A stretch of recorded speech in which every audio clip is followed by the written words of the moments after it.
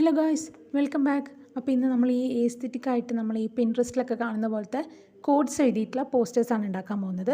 അപ്പോൾ അതിനായിട്ട് ഞാൻ A4 ഷീറ്റ് ഹാഫായിട്ട് മടക്കിയിട്ട് അത് വീണ്ടും മടക്കി ഒട്ടിച്ചിട്ടാണ് അതിൻ്റെ ഒരു കട്ടി ഉണ്ടാക്കുന്നത്. ഇതിലും കട്ടി വേണമെങ്കിൽ നിങ്ങൾക്ക് പഴയ ഏതെങ്കിലും A4 ഷീറ്റ് ബാക്കിൽ വെച്ച് ഒട്ടിച്ചാൽ മതി കേട്ടോ. എനിക്കിത് തന്നെ ധാരാളമായിട്ട് തോന്നി. ഞാൻ എൻ്റെ ഫസ്റ്റ് ട്രൈ ആണ്. അപ്പോൾ ഞാൻ ഇതുപോലെ പെയിൻ്റാണ് അടിച്ചു കൊടുക്കുന്നത്. പേസ്റ്റൽ ഷെയ്ഡ്സ് ഉള്ള ഇത് ഞാൻ കഴിഞ്ഞൊരു വീഡിയോയിൽ ഇട്ടിട്ടുണ്ടായിരുന്നു ഇതുപോലെ ലൈറ്റ് ഷെയ്ഡ്സ് ഇപ്പോൾ കിട്ടുന്നുണ്ടെന്ന്. അപ്പോൾ ഇതുപോലെ സാധാ പെയിൻ്റാണ്, അക്രിലിക് അല്ല കേട്ടോ. അപ്പോൾ ഇതിങ്ങനെ പെയിൻറ്റ് ചെയ്ത് കൊടുക്കുകയാണ്. ഇത് നന്നായിട്ട് ഉണങ്ങാനായിട്ട് വെക്കണം, ഇല്ലെങ്കിൽ അത് ബാക്കിലാവും, അല്ലെങ്കിൽ നമുക്കത് പിന്നീട് അതിൽ എഴുതാൻ പറ്റില്ല. അപ്പോൾ അതുകൊണ്ട് നല്ല രീതിയിൽ ഡ്രൈ ആയി കഴിഞ്ഞിട്ട് മാത്രമേ അതിൻ്റെ മുകളിൽ കോഡ്സ് എഴുതാൻ പാടുള്ളൂ കേട്ടോ. അപ്പോൾ ഇത് അധികം വെള്ളം തൊട്ടിട്ടല്ല, ജസ്റ്റ് ആ ബ്രഷ് നനയ്ക്കാൻ മാത്രം വെള്ളം തൊട്ടിട്ടുള്ളൂ. അത് കഴിഞ്ഞത് ഡ്രെയിൻ ചെയ്ത് കളഞ്ഞിട്ടാണ് അടിക്കുന്നത്. വെള്ളമായി കഴിഞ്ഞ് കഴിഞ്ഞാൽ പേപ്പർ ഒബ്വിയസ്ലി അറിയാലോ, കീറിപ്പോവും. അപ്പോൾ അങ്ങനെ അടിച്ചാൽ അത് ശരിയാവില്ല. അങ്ങനെയാണെങ്കിൽ ചാർട്ടായിരിക്കും കുറച്ചും കൂടി നല്ലത്.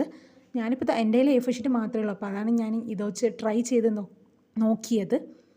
അപ്പോൾ ഇതുപോലെ അടിച്ചു കൊടുത്തു. ഇപ്പോൾ ഇതിന് ശേഷം അടിക്കുന്ന കളർ എന്ന് പറയുന്നത് ഒരു പേസ്റ്റൽ യെല്ലോ ആണ് കേട്ടോ. പേസ്റ്റൽ ഗ്രീൻ ആണത്. പക്ഷെ അത് വീഡിയോയിൽ കാണുമ്പോൾ ഭയങ്കര ബ്രൈറ്റായിട്ട് കാണുകയാണ്, ഇത്ര കളറില്ല കേട്ടോ. ഇത് അതിൻ്റെ കൂടെ മാച്ചായി പോകുന്ന കളർ തന്നെയാണ്. അത് മേ ബി വീഡിയോയിൽ നിങ്ങൾക്കത് അതുമാത്രം ഒരു ഓഡ് വൺ ഔട്ട് പോലെ ഫീൽ ചെയ്യും.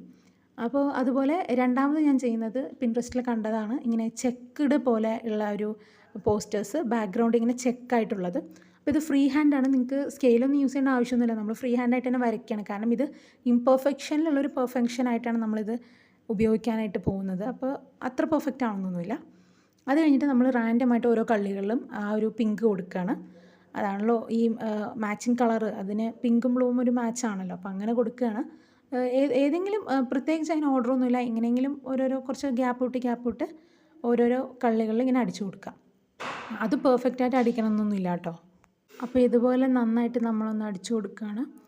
അത്ര ഡാർക്ക് ആക്കണം എന്നില്ല കേട്ടോ, ഇടയിൽ വൈറ്റ് ഒക്കെ ഉണ്ടെങ്കിലും കുഴപ്പമില്ല. ഇത് രണ്ടും നന്നായി ഉണങ്ങി കഴിഞ്ഞിട്ടാണ് ഞാനിതിൽ എഴുതുന്നത്.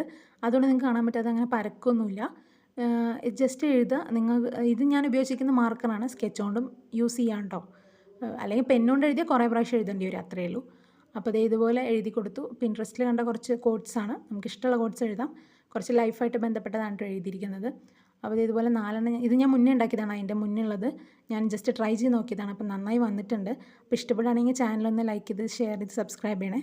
Thank you for watching.